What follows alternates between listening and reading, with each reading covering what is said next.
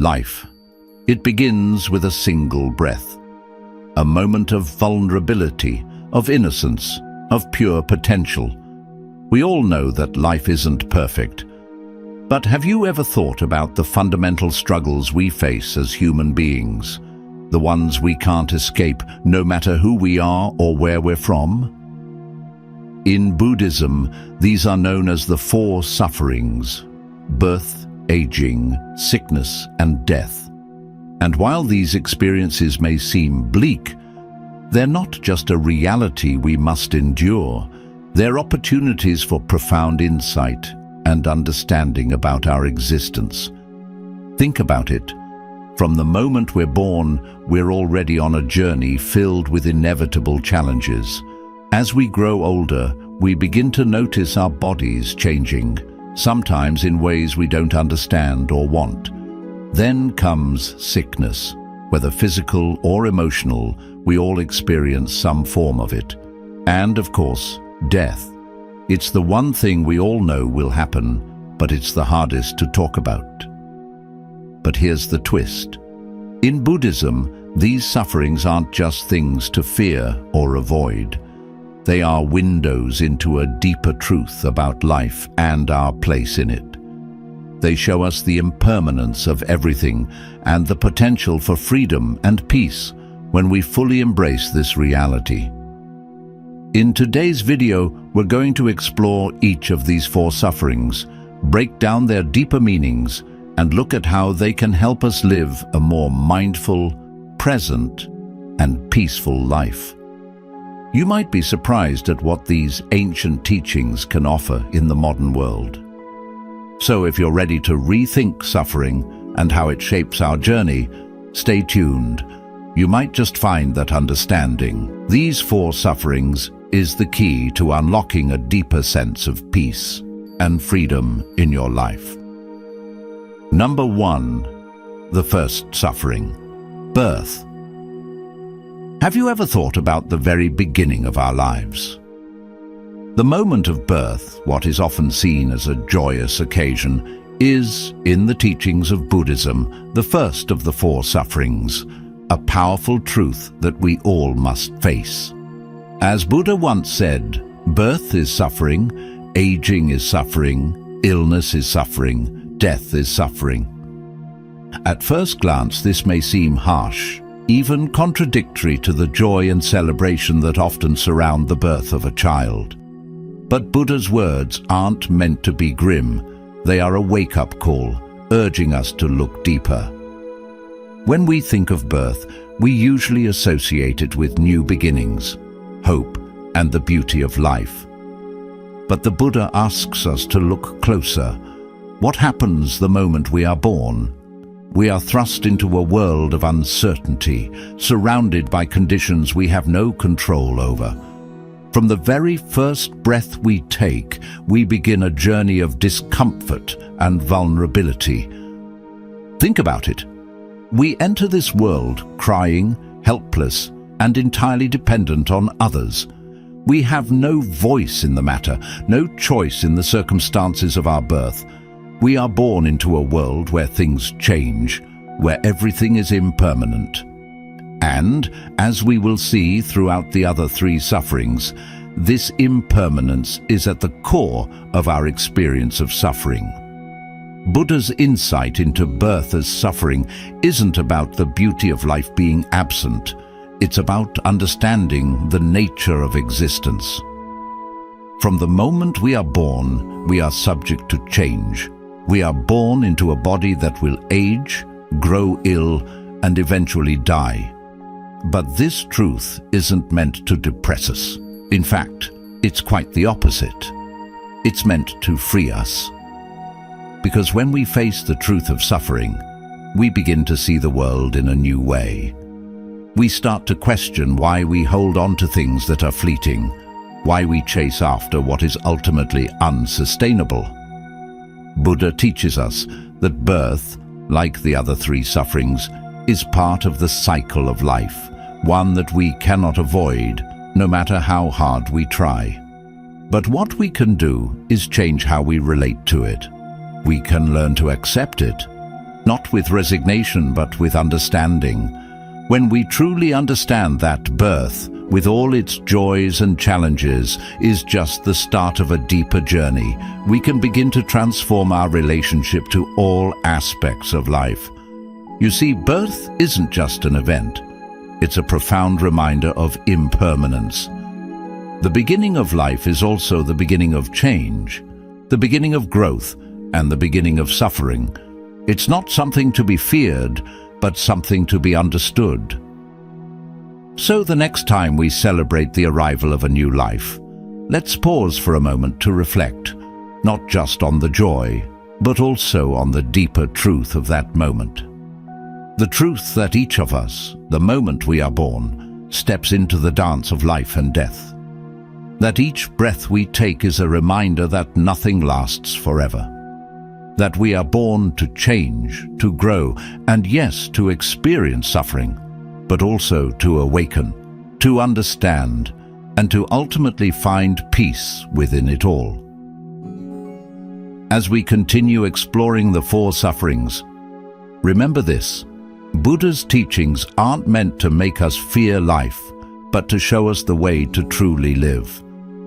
By understanding the inevitable nature of suffering and finding freedom within it. Number 2, the second suffering, aging. The Buddha himself spoke of it clearly. Old age is a sickness and no one can escape it. These words hold a deep truth. Aging isn't just the gradual fading of youth or beauty. It's a relentless process, a series of changes that leave us feeling powerless. Our bodies, once strong and full of potential, begin to show signs of wear. Wrinkles, grey hair, and aches that weren't there before. The energy that once fueled our passions begins to diminish. But here's the thing. The fear of aging doesn't come from the wrinkles or grey hairs themselves. It comes from the attachment we have to them. We cling to youth, to vigor, and to the idea that we are immortal. And when time inevitably moves forward, when the body shows its age, we feel an unsettling loss. Loss of control, loss of identity, loss of what we once were. It's not just physical aging either. The mind too undergoes a transformation. Memories fade, clarity dulls, and we start to question our purpose. What does it all mean when the future seems uncertain, when the inevitable is staring us in the face? But here's the beauty in what the Buddha teaches us. Aging is not something to fear. It is in fact part of the natural order. The Buddha said, aging is not a problem, it is a part of life, and to deny this is to live in delusion. When we stop fearing aging, we open ourselves to a deeper, more profound way of living. Instead of resisting the passage of time, we can choose to embrace it, not as a loss, but as a chance to grow. Every wrinkle, every grey hair is a sign of a life lived, a story unfolding, a wisdom deepening. Aging teaches us humility. It reminds us that we are not invincible, that time moves on whether we like it or not, but it also gives us a gift, perspective. The older we get, the more we see beyond the superficial. We start to recognize what truly matters, the love we give, the relationships we cherish, the impact we leave on the world. Rather than focusing on the decay of the body, the Buddha asks us to turn inward and contemplate the impermanence of all things. Aging is simply another chapter in the cycle of life, just as birth and death are.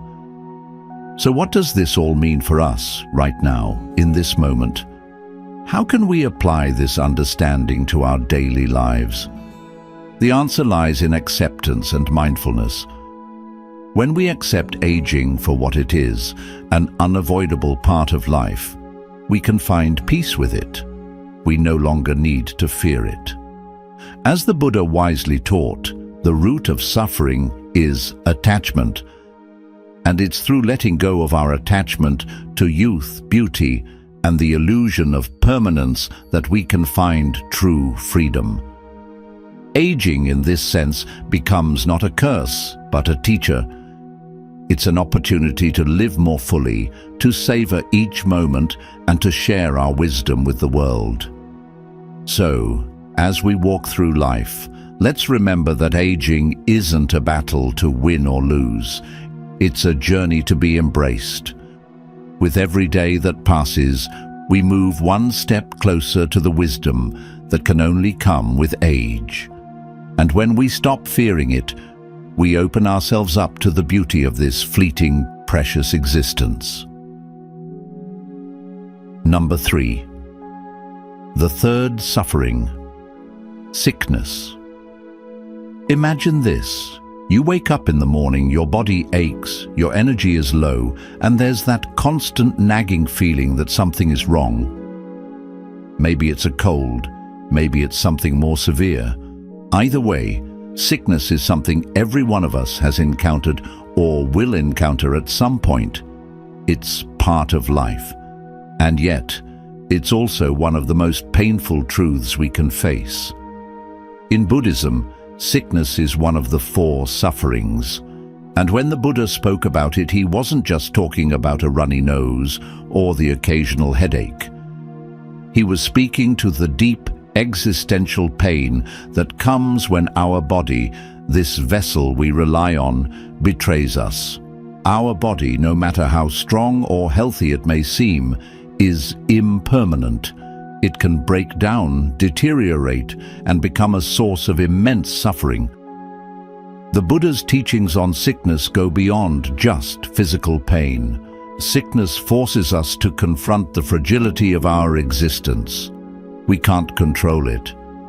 No matter how much we try to protect ourselves, prevent illness, or find a cure, sickness can come at any time, unexpectedly and without warning. The Buddha knew this. He understood that in this world, we are all subject to this inevitable truth. When we get sick, we feel vulnerable, weak, and helpless. Our plans are disrupted, our routines are shattered, and our normal, carefree state of mind is replaced by worry and discomfort. Whether it's a brief illness or a prolonged one, sickness has the power to change our perception of the world. In those moments of pain or uncertainty, we are reminded of how little control we actually have over our lives. But it's not just about physical illness. It's also about the way sickness makes us reflect on our deeper fears, our fear of mortality, of death itself. As our bodies get weaker, we may start to question, what does this suffering mean? What happens when this sickness becomes something more permanent? Am I ready for what's coming? The Buddha once said, "Sickness is the great teacher." It teaches us about impermanence, non-attachment, and the importance of living in the present moment. And that's where the lesson lies. Sickness, in all its forms, is a stark reminder of the impermanent nature of our bodies and this world. It shows us that nothing is guaranteed, that we can't take our health or anything else for granted. Every moment we have is a gift. Sickness invites us to pause and appreciate the fragility of life. It encourages us to stop, reflect, and reconsider how we live our lives. Are we living in ways that prioritize true well-being, mental, physical, and spiritual? Are we taking care of ourselves and others with kindness and compassion? Or are we merely rushing through life, blind to the impermanence of all things?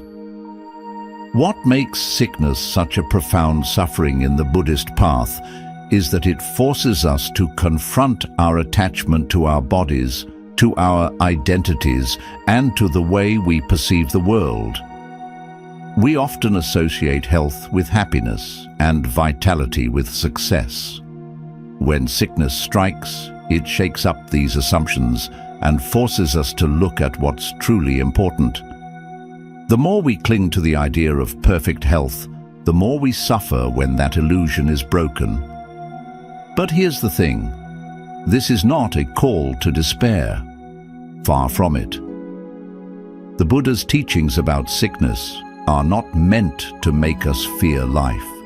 They are meant to help us understand that suffering, like sickness, is part of the human condition.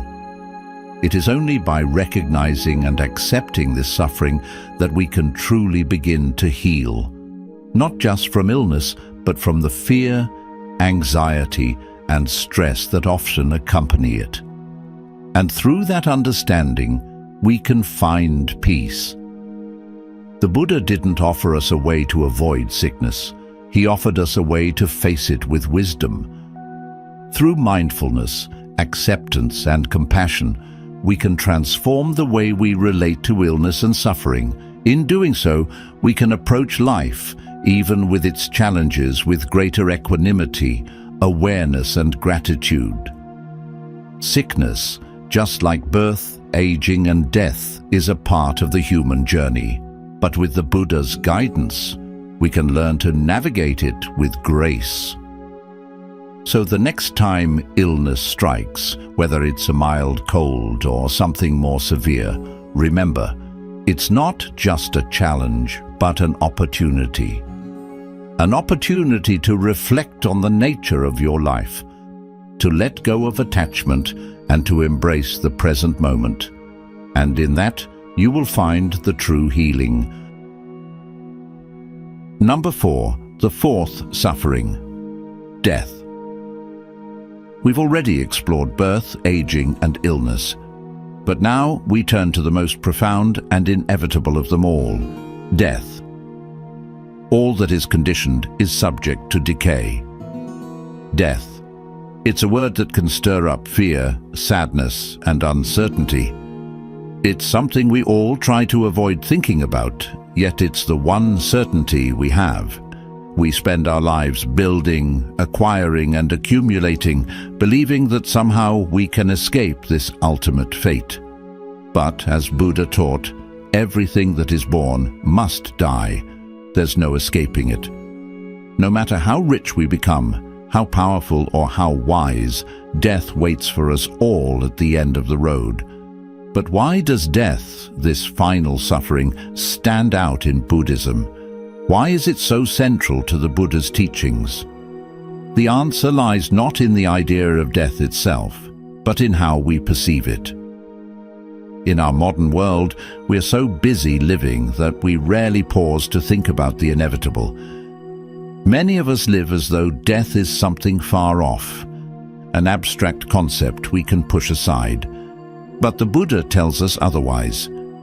He encourages us to confront the truth of death, not in fear, but in understanding. When we don't acknowledge death, we live in denial, constantly running from the truth. This fear of the unknown can cause us immense suffering.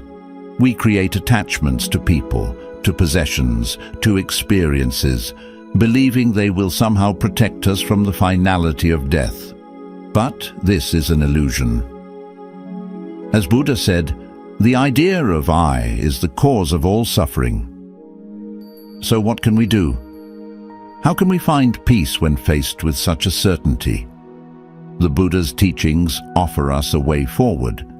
By contemplating death, we gain insight into the impermanence of all things. We are reminded that everything we hold dear will one day fade away. And when we embrace this truth, we can start to let go of our attachments. Think about it. If we could live our lives with the awareness that everything we experience is temporary, how would we live differently? Would we cling less to the trivial, the fleeting? Would we hold our loved ones closer and live with more compassion, knowing that time is limited? In facing death, the Buddha calls us to live with right understanding. We must be aware of our mortality, but also understand that death is not the end. It is not something to fear, but something to accept as part of the cycle of life. Buddha taught that death is not to be feared by one who has lived wisely.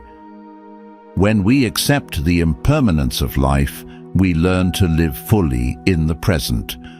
We are no longer obsessed with avoiding death or holding on to what we can't keep. Instead, we start to embrace the beauty of the here and now. Death is not just an end, but a profound teacher. It reminds us to live wisely, to cherish the moments we have, and to recognize that true peace comes from letting go. By acknowledging that our time is limited, we open ourselves to a deeper understanding of life. So the fourth suffering is not a burden, but a profound opportunity. It challenges us to live with awareness, wisdom, and love. In accepting death, we can free ourselves from fear and open the door to a life of true freedom. Remember, as Buddha said, we are what we think. All that we are arises with our thoughts. With our thoughts, we make the world. As we reflect on the four sufferings, birth, aging, sickness, and death, we realize that these are universal truths of life. They affect all of us, and yet, in understanding them, we unlock the path to true peace. Birth reminds us of new beginnings. Aging teaches us the value of every moment. Sickness shows us the importance of compassion. And death urges us to live fully in the present. But here's the powerful part.